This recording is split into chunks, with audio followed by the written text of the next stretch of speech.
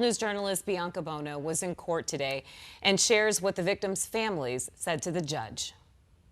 We'll never feel the ecstasy of true, pure happiness again because we will always have our guard up and we'll always miss our girl. Parent after parent. Every day we wake up, we don't have our girls. Delivering devastating witness impact statements. My job was to protect her from bad situations and bad people, people like you. Trying to verbalize how the deaths of their daughters has altered their lives. I feel like I have to live my life for them, but it hurts so bad to reach any milestone. First, it was Hunter Balberti's parents, a 19-year-old girl from Hawaii. When a child dies, it's not only their history, it's their future that is also lost. In July last year, her mom unexpectedly received a letter Hunter had written in 2019 laying out her dreams. I hope that the 10 years from now, me is a college graduate in nursing or maybe in the dentistry field. Dreams that were all cut short because Vincent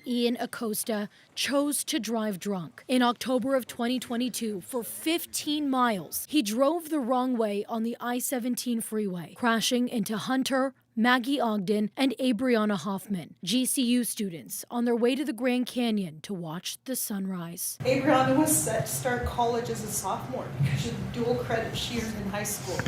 She had a plan to study marketing to get a real estate license and eventually move back home to raise her family. Abriana's mother detailing the horrific ripple effect the loss of her daughter has had on their community. A friend of Abriana taking his own life after she died, unable to process his grief. Her absence has left a very heavy sadness in our family.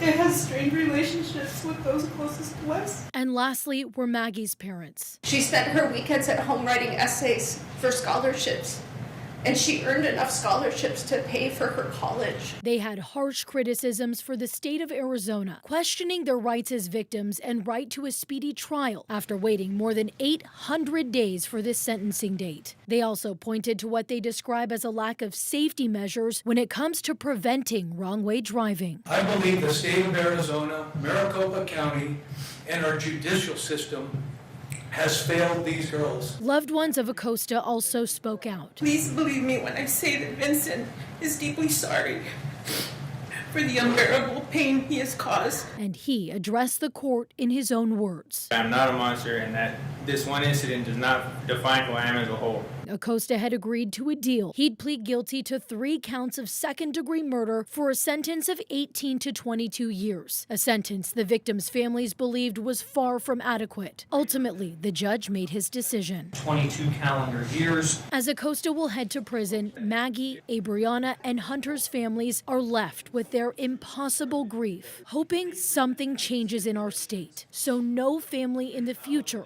has to bear their pain. Once he's going the wrong way, those tires should be punctured. The camera should take a picture of that license plate. He should pull over, have to buy new tires, and get a fine. All of that would have stopped all of this. Bianca Bono, 12 News. All right, Bianca. Tonight.